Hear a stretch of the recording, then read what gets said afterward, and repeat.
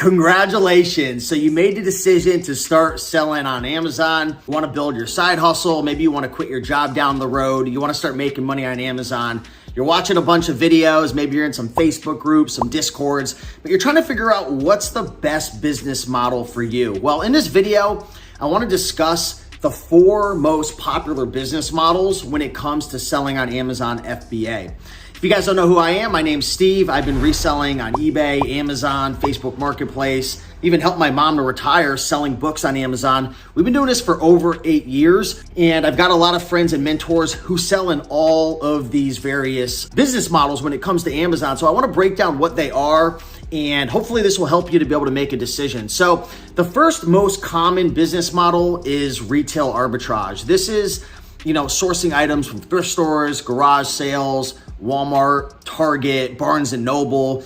You could be going to auctions, flea markets, library sales. You could be putting out wanted ads, doing clean outs. Essentially, you're finding inventory from places like that. This is the lowest barrier to entry. This is the easiest way to get started.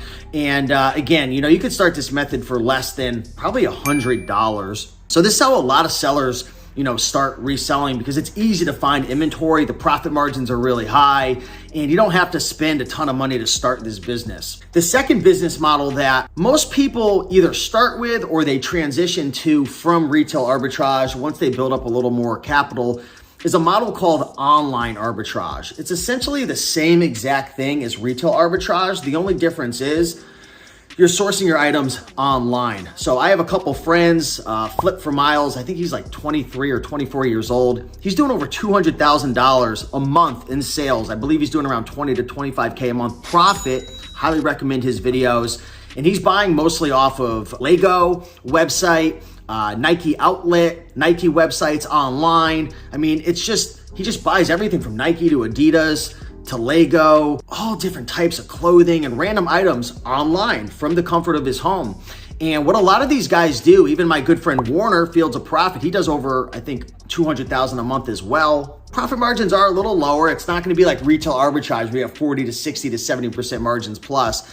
Online arbitrage typically anywhere from like 10 to 30%. More towards the lower side, I would say. A lot of these guys are just buying stuff like Warner and Miles, sending it to a prep center. The prep center is prepping it, boxing it up, and sending it to Amazon FBA. So one of the benefits is you don't even have to touch your products. It's a little more of a barrier to entry because it requires a bit more capital. You need business skills to be able to manage your cash flow. You have to set up systems if you don't want to touch your products, to work with a prep center. And, really the biggest thing is managing cash flow. Like I said, you're spending a lot more money on inventory. You've got to learn how to go through cashback websites, and, you want to leverage credit cards, what a lot of these guys and gals do. And you also want to make sure that you have the knowledge of how to find sales, deals, using coupons.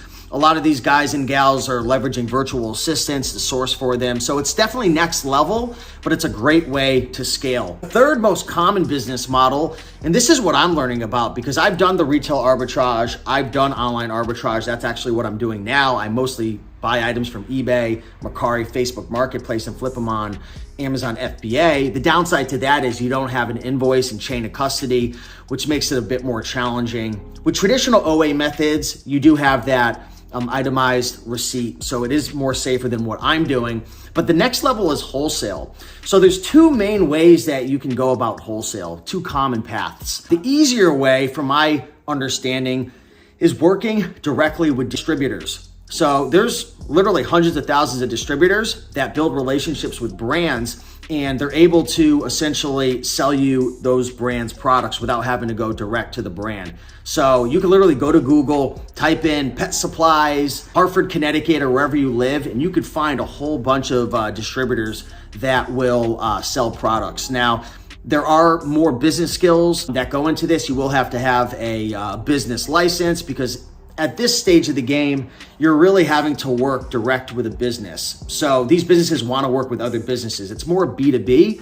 So you've got to have a business license. You've got to be a bit more professional. Some of these wholesalers will require a commercial address or a warehouse. Some of these distributors will require that you have a brick and mortar store, or you're much more than just an Amazon seller. But based on my research, because I'm actually learning a lot about this now, there are plenty of distributors that will work with someone who doesn't have a commercial address, but it takes a little bit more effort and creativity. So we'll talk about that more, but that's the third model. Oh, and I almost forgot to say, distributors is one method, but a very popular method of wholesale as well, which takes a bit more time and skill and I guess value proposition in a sense, is working directly with the brand. So my mentors, Dan and Dylan of the Wholesale Formula, I think they've done over $30 million in the last 7 years doing this. They build relationships direct with brands and they get exclusive partnerships with brands to be that exclusive seller or one of 3 or 4 sellers on that listing. So some brands will only sell directly to specific Amazon sellers. Some brands will